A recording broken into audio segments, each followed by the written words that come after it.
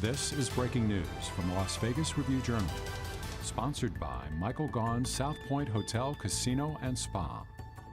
I look at our players.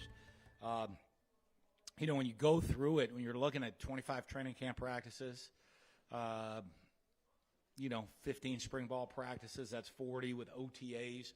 We've gone against each other for a long time, so I think they're finally excited to go against somebody else. I think that's the excitement.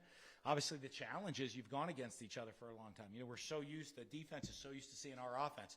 Boy, completely different offense we're going to see this week. The same thing, our offense used to going against a certain defense and what that does, and we're going against a different style of defense this week. So all of those, and then the adjustment of everybody getting used to what I know. I'm pretty comfortable with the game week routine, even though it's been a couple of years. But, I look around the building, and they're like, all right. Like John Clark's comfortable with it. Lee Davis is comfortable with it, Coach Tanner, our strength coach, he's been kind of through it a little bit. And I think Mike Slenny was a GA. A couple of the guys played in it maybe, but there's not a lot of people in the building that are, just assume, it's game week, switch to our game league routine. They're all the coaches, players, everybody's learning it. It's new. But we're going to have some fun. Get ready to play on Saturday. I know we're excited to get in the stadium and get going. I got to talk to the freshman student class today, right? I mean, listen. I went to see Matt Franco on Friday night with the family, right? I mean, it was an awesome show. He's unbelievable. But, that's not cheap, right? I mean, you're talking the best show in town's in Allegiant Saturday at 1, and it's free for the students. I'm like, what a deal you guys got as students. That's a heck of a deal. We're ready. It's game week. Let's go. Coach, with the spread offense, how much do you build that offense here in this go-round around your personnel? Every year it's always going to be built around our personnel. I think we have a pretty good feel of what our guys can do. I'm not going to share it all right now yet, but there's years in the same offensive system. We've led the league in rushing. There's other years we've led the league in passing. There's years we led the league in time of possession and maybe only scored in the mid to high 20s a game. There's other years we scored over 40 a game, And it's not just offensive personnel, it's team personnel. It is, the offense is trying to score one more point than the other team. And the defense is trying to hold them to one more point than we score.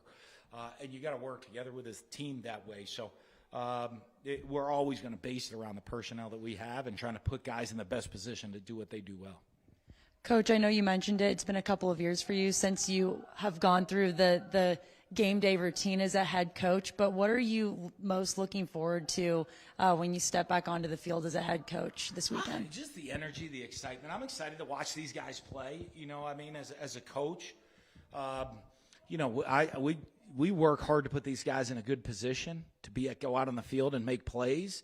To prepare them to go play. And, the reward is, game day. We work really hard to get this reward. You only get so many of them in a year. I'm just really excited to, hopefully we've got these guys prepared and to let them go and let them have fun and, let's see what the players can do on a game day. People are like, hey, Coach, how are we looking? Are we good? I don't know. I've only seen us go against each other. So I'm hoping we can go out there, and I'm excited to see these guys go against somebody else. That's really what I'm most looking forward to. Coach, you mentioned previously just the importance of the atmosphere inside the stadium, and now you mentioned speaking to the freshman class. Just how important are students to the atmosphere and the overall program? Well, I think at every school I've been at, wherever I've coached, the students set the atmosphere of the stadium. Right? You're looking at our band and our students. They're really the ones that kind of set the atmosphere. I know our fan base, but they're going to feed off of it everywhere I've ever been. And for our student body, I think it's something you look. They get the opportunity. I have pretty high expectations. I hope our team has high expectations, and I hope our student body has high expectations.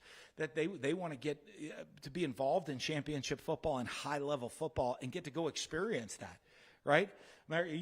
I've coached in places. There's a lot of people, and they're like, well, I'm going to an SEC school because they have a great football. Students, not like players. Hey, I want to go to this school, right? They got to do their sorority rush videos to dance, right, and to go to football games. hopefully get an education, but, that's probably third, right? No, it's well, I think one of the things that I want for our student body to experience is that opportunity to have big-time college football, and they're going to be a major part of all of that. You told me the plan is to play both quarterbacks on Saturday. Is that still the plan moving forward? Yeah. Oh, yeah. Both guys will get in the game for sure on Saturday. Well, I don't know what. It's Monday. So they both took reps today. Hopefully they're both healthy come Saturday. If they're both healthy come Saturday, they'll both play on Saturday. I think that's tomorrow our injury. Yeah. Just kind of piggybacking off that.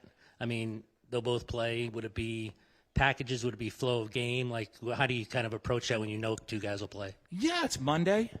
Again, I want to see kind of how we practice this week, how the plan goes. I plan on right now them both guys playing. So I don't know what we're going to call him the first play of the game. So I don't know who'll be in the first play of the game. Maybe both. There we go. All right. I like to keep everybody on their toes, just to annoy everybody. You know what I mean? That's who was the starter? I don't know. They both did. You never know. I might sneak out there. I think I do have 1 year of eligibility left. Did the competition on the field every day ultimately meet or exceed your expectations that you had going into fall camp? Yeah, I do. I would say certainly met it. I have pretty high standards. I don't want to go with exceed, but certainly met it. I think the competition on the field every day and how the team works and the focus, like we've always talked about, of don't worry about who starts, worry about how many, are you getting, what reps are you ready to get? How can you help the team? I think the buy-in to that right now, we'll see, hopefully it continues during the season, has led to a lot of competition, which hopefully leads to a lot of depth on the roster at different positions, where we can play a lot of different players and play a lot of different guys. And it's a long season. Even with 3 bye weeks, it's still a long season. It's, we get 12. We're hoping to play, a 13th, 14th, 15th, 16th. We can get to 17 this year. So we'd like, it's a long year. We'd like to get to 17 if we have to. And so to do that, you got to have a lot of depth. And so hopefully, I think the competition through camp, through spring and through camp, the guys pushing each other, hopefully is creating the depth that'll give us that opportunity to play a lot of games this fall. Focus at a lot of programs this time of year, especially heading into the first game, coaching up the players, obviously. But for you, kind of on the flip side, how much of focus do you put on coaching up this new coaching staff being together for the first time? A lot. One, we have a young coaching staff. 2, we have, some it's new for a lot of people. I think game one so much is also it's kind of about yourself as a team. Is how are we translating from practice to game? And are we executing from practice to a game? Are we translating all the concepts of offense and defense we know and applying it to a specific game plan? And how are the coaches, not just making sure we're not just, hey, we taught the offense, defense, we know how to practice that adjustment. I'm kind of on everybody right now. I'll be paranoid a little bit this week of what I'm forgetting. I have my game checklists and all that, and I've already gone through it probably 4 times, and I'm like, okay, just are we hitting everything? And then throw on top of it, it's we're not at school yet, but we're set on the game week rules of how long we can practice, and so we're trying to practice in the morning. This week. Next week it'll go late at night practice, but to try to match game times too, so the body clock's ready to go play. So there's all of those little things going on that I kind of try to constantly thinking about. Did we remember this? Did we remember that? Every little detail. And then building on that, you've got a young offensive coordinator in Corey Dennis. You've got obviously a long experience calling plays. Who's going to be calling the offense week 0, I guess? Corey will call the plays. I'm opinionated, so I'm sure I'll pipe in every once in a while. If I don't, I need to, if not, I got to control myself on game day, right? You know, I used to, when I wasn't calling plays, like, you got to be careful because the head coach, right, you'll be like, I mean, that's so bad. Like, if we go 3 and out, like, is that the best we can do? Are those the 3 best plays we could call? So when I went back to calling plays, at least I couldn't, like, if I said that, it was like me yelling at myself. Like, that's embarrassing. You know what I mean? Can we call any better plays than that? But no, Corey, I have pretty good confidence. You know, we'll all be involved in the game plan. We have a good coaching staff. Anytime you have a good offensive staff, even when I was calling plays, everybody has input on what's going on. You know, the only time it's really hard is when there's crickets, when there's dead silence. And, you know, like, I mean, I've been in those games where just like nothing seems to be happening. If everything's working, it's funny how everybody, oh, run this, oh, run that, oh, run this, you know. It's when you're calling a game and you're like, okay, what does everybody think? Hello? What does everybody think? You know, like, oh, boy. But with our offensive staff, everyone will contribute. You know, I mean, of what we like to see, this is what we like in the runs, like matchups, all those things. But Corey will call it, and I'll probably chime in some. I saw you mention, too, Paloma, in the discussion last night about the quarterbacks, that each guy has a unique skill set. Yeah. So what's unique about Orji versus Calandria? You know, I mean, you look at the physicality that they bring, you know, and they both have different leadership styles, right? I mean, Orji's, I think, is a tremendous leader on his personality, on his demeanor, on his standard, on holding everybody accountable to a certain level, where Anthony comes in with, you know, I mean, kind of like, you know, the Energizer Bunny. Like, I mean, that type of leadership. I mean, he's like kind of going nonstop. You know, Alex, I mean, can throw the ball over a mountain to, you know, quote Uncle Rico, right? And so he's got such a strong arm, and I mean, you're talking about 6'3", 245. That's a physical runner. Where Anthony's actually, you know, I mean, can make all the different off-platform throws, and is actually one of the fastest guys on the team.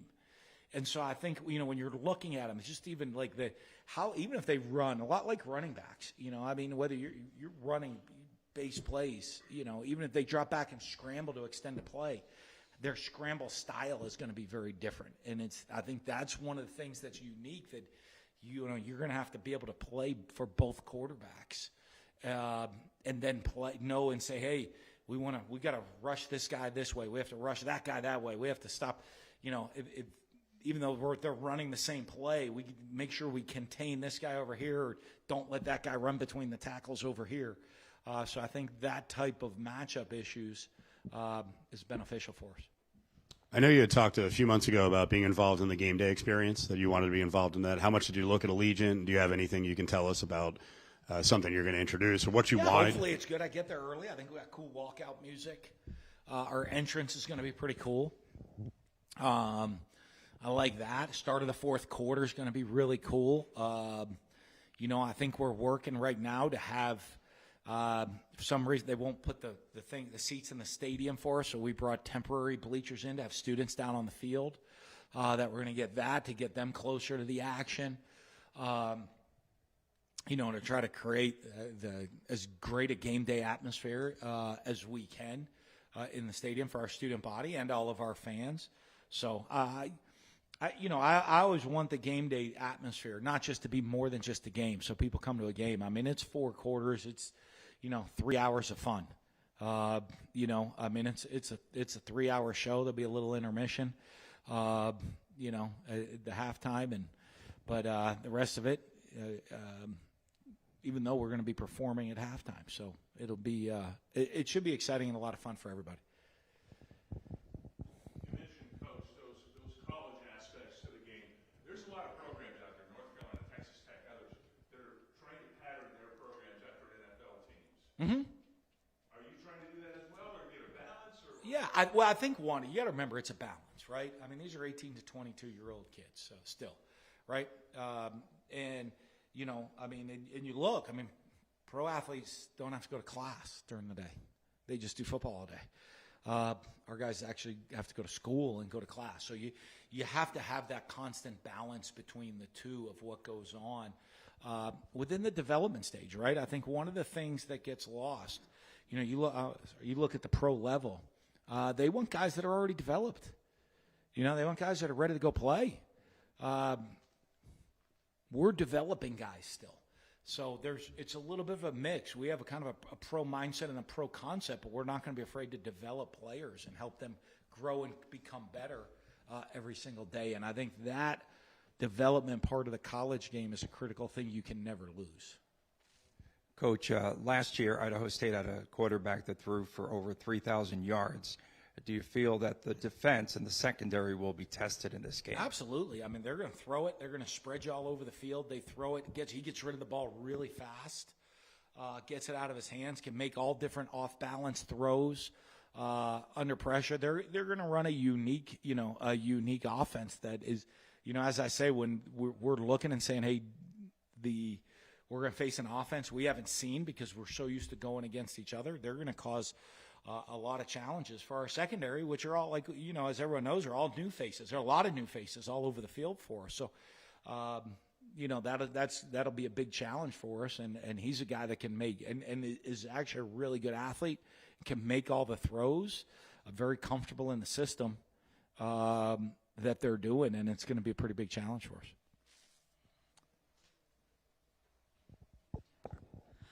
Coach, overall, what stands out to you about Idaho State going into this one? Well, I think you look offensively, you look at their record last year, and, I was talking to Paul about it. It's like you look at their games, and like every game's like 42-35, right? And they won some and lost some. But he's like every game's 42-35. So, I think that offensive firepower, their ability to score points and the explosiveness of their ability, even to keep up with you if you're scoring. So I think that part of it, we're going to have to be ready to play 4 quarters of football, because especially teams that can throw it, you're never out of a game. It's not like, they're behind and they're a ball control option football team. That are just going to run it every play. They're going to throw it every play. So, you get behind. Even if they're behind, they can still throw to catch up. So I think that's going to be the biggest challenge. With this game moved from its original scheduled date to week 0, how much did that change things for you and your staff when that came down? And when did the prep for Idaho State really start in earnest? Really, Monday, to us, last Friday. We gave the players the day off on Friday, and so the coaches, we kind of started really diving into the game plan. A lot of the rest of it's been focused on ourselves especially year one. Everybody's learning new things. So really important for us to get that, understand what we do well, understand what our expectations are for them. So, but the change in the schedule really didn't affect us all that much. It affects next week a little bit more because you have a game and then a shorter week. So it affects that maybe more than it affects this. But, Sam Houston, I think they're playing week 0 too. So we're kind of even on what our preparation time is.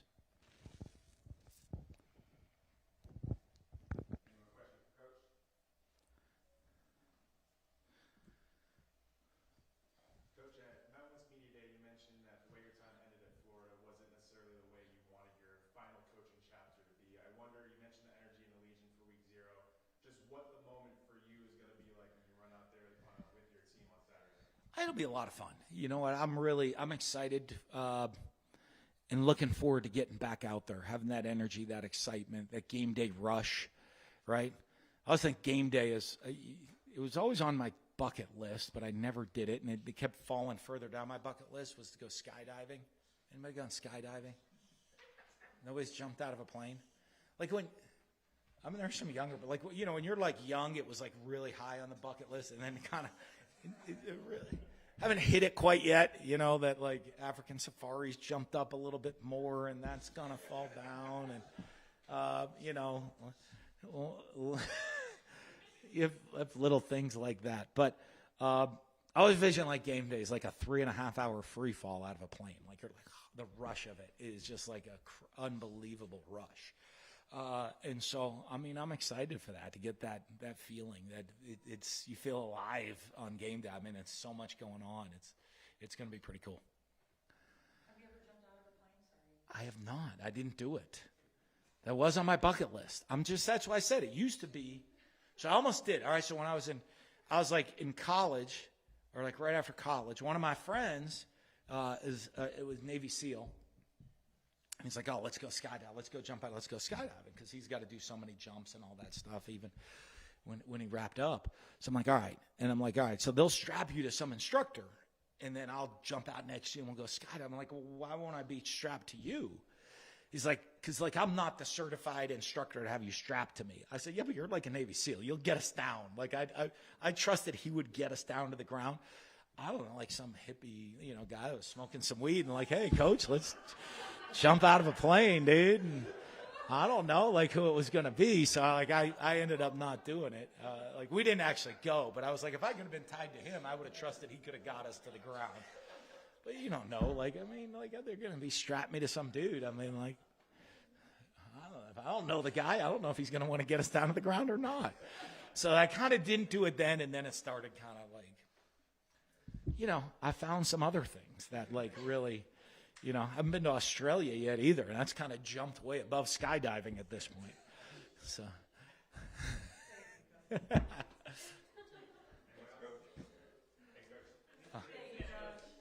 Have a great. We'll see you whenever. You've been watching Breaking News from the Las Vegas Review-Journal, sponsored by Michael Gaughan's South Point Hotel, Casino, and Spa.